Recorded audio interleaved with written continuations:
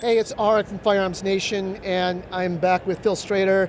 You know, we did a video a couple years ago that I think I've taken off of YouTube, because I was just a little too amped up that day. I was just excited to be here doing my thing. But actually I'm here today because I want to answer some questions that a lot of people had on my video. You know, if you look at this video up here, we're over like 66,000 views.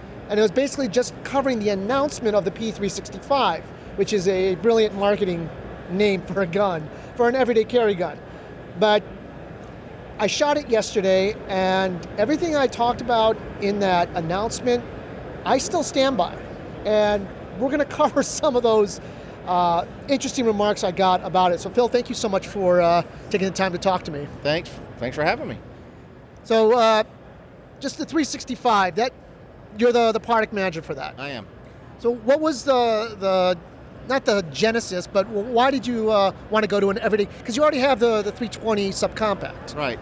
Well, I mean, the 320 subcompact is a small gun, but it doesn't really fall in line with what you would call, people call them the pocket carry or the micro compact pistol. Now, we did have those. We had a 938, and we had the 290, but they're not what you would call an elegant choice for your serious concealed carry holder. You know, Glock 43 and the M&P Shield have kind of held that market pretty tight, and they're great guns, and they deserve that because they're good guns.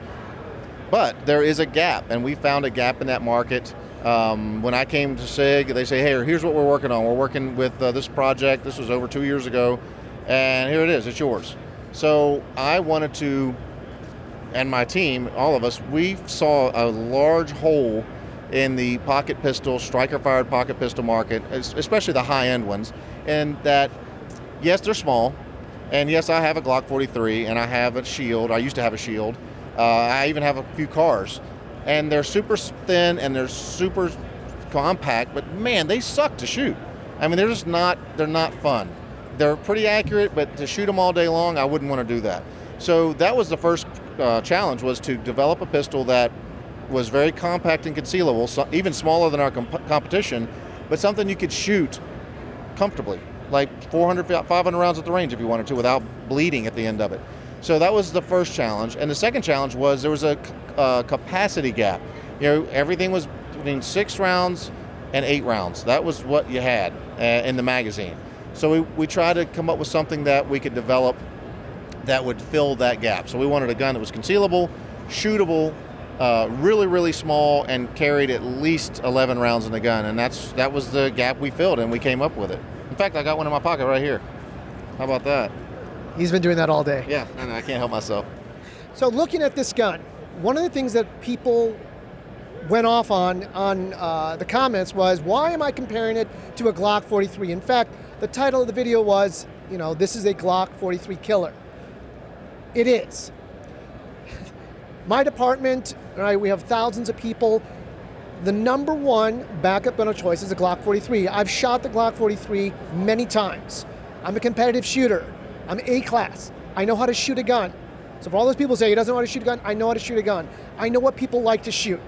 Glock 43, in my hands, I can feel a definite impulse in that trigger that after a while, it's so snappy, you start to feel it, that trigger finger. It starts to get sore. It does. And for a lot of people, that was one of the complaints. The other complaint was the capacity, right? It has 6 rounds. You get maybe Terran's base pads or someone else's base pads, you could go up to another 2 rounds. It is a Glock 43 gun. It is not a Glock 26 comparison. What's the difference between this and a Glock 26? Glock 26 is larger in every aspect. It holds the same amount of rounds, but our gun is shorter, it's squattier, it's thinner, it's lighter, and you know, it, like you said, it doesn't beat your trigger finger up when you shoot it. But I can give you some really very, very close statistics on, if someone likes a Glock 26, then they probably know what a Glock 43 is. With this magazine installed, with it comes with the extended mag and the flush fit mag. So with this flush fit mag installed, the gun is 4.3 inches tall. Now all you have to do is go to any website and look at another gun specs and see what they are. But we've measured the gun. It's 4.3 inches tall. It's 5.8 inches long. and it's an inch wide, and it also weighs 17.8 ounces with an empty magazine in it. So stats don't lie, folks. Every single dimension is smaller than a Glock 43 except the width. They're the same width. They're both 1 inch wide. So, and our gun's slightly lighter. So, and I get it. You're going to have naysayers out there, and I understand that. And I've told them the same thing I tell everyone, and the same comments have come out of this booth 100%, 10 out of 10 times. They put their hands on the gun, they put it on there, and they say the same thing. Wow, that's a lot smaller than I thought it would be. So before you judge, before you say anything online and try to make comparisons, you have to hold the two together. And you can put them next to each other, and yeah, one's going to be a little bigger than the other, but when you hold it in your hand, put it in your hand with all the different magazine configurations, and more importantly, when you shoot it, then there's nothing left to debate about. That'd be like you driving a truck, and I give you the exact same truck. Mine gets 50 miles to the gallon. You say, no, I'm going to stick with my 12 because screw you. That's why. I mean, there's no reason for it. I mean, I don't know. I've been carrying different guns. I have a Glock 43. I've shot it a lot. A Card P9, a Shield, everything. I've shot just about everything, and and I used to be an A-class shooter too. but you're right. I mean, until you put your gun on your hand and you actually shoot it, you can't get a true appreciation of how small it is and how well it shoots. And I challenge anyone out there. I dare you to come out and shoot the gun and then make your decisions. Don't make them online, and don't just blow it off and think it's just some other fad. This is going to redefine the pocket pistol industry. Right. I shot this gun yesterday, and I have to say it was surprising. I'm going to put it back in my pocket while you're talking. Go ahead, put it back in your pocket. I'm sure it's heavy. Yeah. Oh. So I shot it yesterday. I carry the Shield as my backup gun, my everyday carry gun. This felt better, right? That's the one thing I have to say. I like my M&P Shield. I've shot the Glock 43. If I had to, I would carry it, but they feel small. They feel like they're small guns. This is a small gun, but I gripped it so much better. Yep. I think it has to do with that undercut. I was able to get my hand in there and hold on to the gun, and that helped me. All these small guns with those small barrels, they're all going to be snappy. You can't get away from that. No. But the way the ergonomics are set up with the hand, I think that's helping. It is. If you take a look at any other gun out there, and I'm not beating up on Glock and the Shield, and I actually think the Shield shoots pretty good, but the one thing that's very specifically the same between the 43 and the Shield, and even the XDS and the LC9, these are top sellers in our group, right? But if you really take a look at the gun and see where the trigger is as opposed to where the back of your hand is, you're actually pulling the trigger straight up and to the rear. So it's actually coming up at an angle, and your hand is obviously lower on the behind the slide, but the trigger pull is angular. The way this gun is set up, and this was just a intent by design, is when you're pulling the trigger, you're literally pulling the trigger straight back into the web of your hand. There's no angular pull, so it feels better to shoot.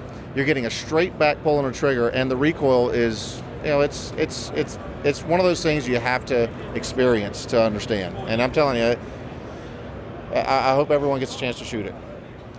When is it going to be released? It will be released yesterday. We started shipping yesterday. So I told my project managers, I said, if this thing doesn't get out the door before I do my first interview, then I'm going to come back and chop everyone's head off. So I guess they thought I was serious. So we shipped our first batch out yesterday, shipping more out at the end of this week, and we're going to start ramping up production and making more and more and more. And I don't think we're going to make enough of them, but we're going to try to keep up with demand as much as we can. The magazines, it comes with the two magazines, the bare minimum one. Right. The one that has a little bit of an extra finger notch. Right. And then you can purchase the 12 round. Yes, the 12 rounder is an accessory. This is it right here.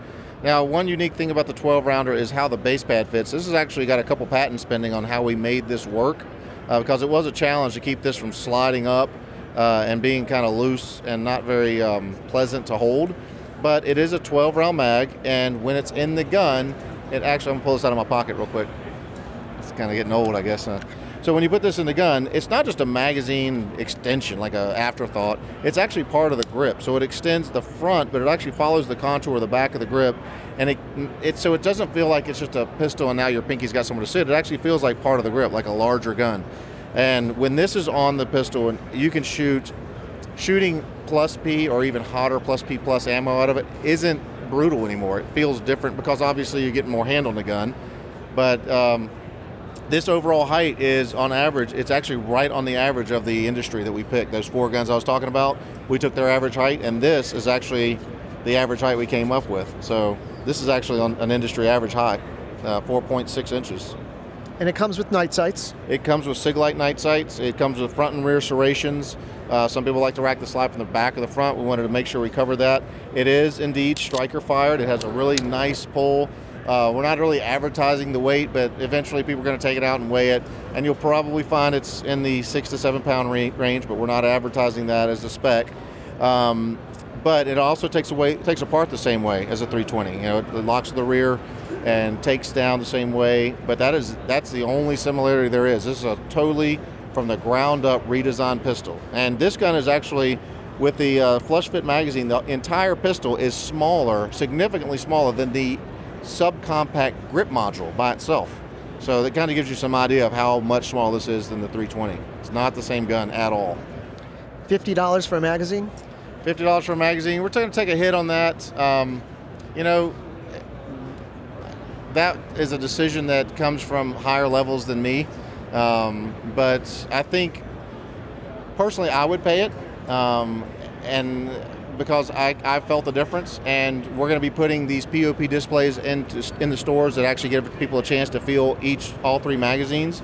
I think feeling the magazine difference will encourage people to say, yeah, you know what, like I just paid $500 for a gun, $50 for a holster. You know, I'll pay an extra $50 for one more mag, because it's the only mag you'll ever need, because at that point you've got, well, let me do the math, 33 rounds? Yeah. If you just bought 33 rounds total if you want to buy that and take the 2 magazines. So that's, if you need more than that in a concealed carry package, then you know, it's to me it's worth the extra investment. So we'll see how it goes. If it affects sales, then we'll make adjustments, but I don't know if it will or not. It feels different. It's awesome. You've shot it. And one of the things, again, people want to say it's a Glock 26 is just because of the mag capacity. Now you guys are doing something different. You've redefined magazine because you've made a double stack, single stack in one. Right. So the gun actually was developed from the magazine. The magazine was the first thing we developed. We built the gun around it. So the goal was to be able to have it was a very tough goal to make.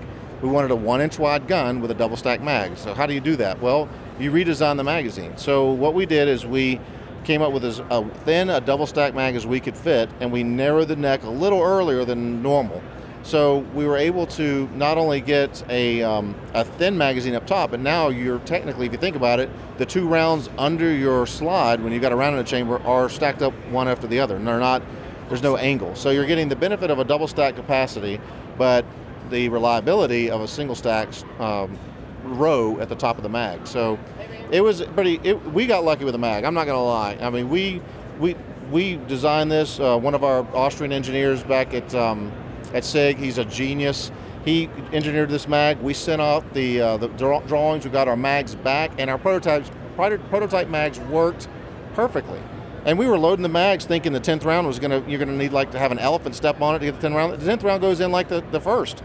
So the first thing I thought when I put that 10th round in, I was like, oh crap, does it hold 11? And it's perfect. You cannot get 11 in it. It's like perfectly engineered. And then my second thought was, there's no way this thing's gonna last and work, and it does. I mean, the magazines are flawless. And after we got the magazines right, we just designed the smallest pistol and the most ergonomically correct pistol we could around the magazine, and the rest is history. We just turned springs, and we actually are miming the trigger group. The whole trigger group is a MIM part that we're machining in-house, which has never been done. So we were able to make that part very small, very intricate. We turned a lot of the springs on their side. We did a lot of fore and aft kind of engineering to ensure that our hand could get even higher up on the slide. That's if you take a look, there's a picture floating around social media. It's got our gun and all the outlines of the guns around it. And the biggest, not just the size is the big thing for me, but if you look at the top of the trigger guard and see how much higher ours is than everyone else's, that's a testament to how dedicated we were to make this a shootable pistol. I'm stoked, man. I cannot wait to get one and carry it. Now, is that patented? Is that a new design? There's 3 patent pendings on the magazine itself, yes. So we're protecting this one. All right, let me just answer a couple more questions. I think we got most of them. The last one is, how does it compare? I carry a 320, and I also have the 320 subcompact. From my perspective, shooting it, I would prefer the 365 over the subcompact. Plus, just for my build, it conceals much better. The subcompact, I do like it, but with the flush fit 12-round mag that comes in it, I still can't get my third finger on it. And it just feels like my hand isn't as high up on the gun. Now, the 320 subcompact is significantly heavier, so a tit for tat, apples to apples comparison of the two as far as the way they recoil, it's very similar. I would say the 365 is very faster to recover on target. So some people like the snappy recoil and getting it back on target quick. The 320 is more of kind of a muley kind of kick. It porpoises a little bit. The 365 is fast. You take the shot and it recovers quick and you're back on it. So obviously, if I had a choice, I would carry the 365 with a 12-round mag. I think this is going to cannibalize a lot of our subcompact 320 sales just because the gun is incredibly smaller. You're not really losing anything as far as muzzle velocity. That's considerable. The gun is incredibly accurate. I took 4 guns. That might be a question you got. How accurate is it? I took 4 guns out of our R&D lineup. I shot all 4 of them, and I was averaging under 2-inch groups at 25 yards. And I thought it was a fluke. I thought, oh, well, sun shines on a dog's butt. So I took it and did them again, and I just got the same group size. So the gun is unbelievable. And it actually, when you get it and you take it apart, first thing you'll notice is the slide rides on the rail. There's no front section of rail and back section of rail. The trigger group has a continuous rail that goes all the way across, so it's pretty precise. It's nice.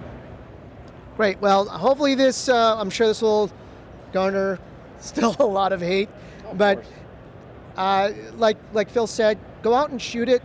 Go out and just play with it at a gun store. It is a completely different gun than most of you can possibly imagine. I was blown away by it. And again, this, the first one was an announcement. Now I can review it. I look forward to getting my own to do a more thorough review with different ammo and whatnot. But stay tuned on Firearms Nation. Thank you so much for tuning in. And thank you, Phil. Have a great SHOT Show. All right, buddy. Good seeing you.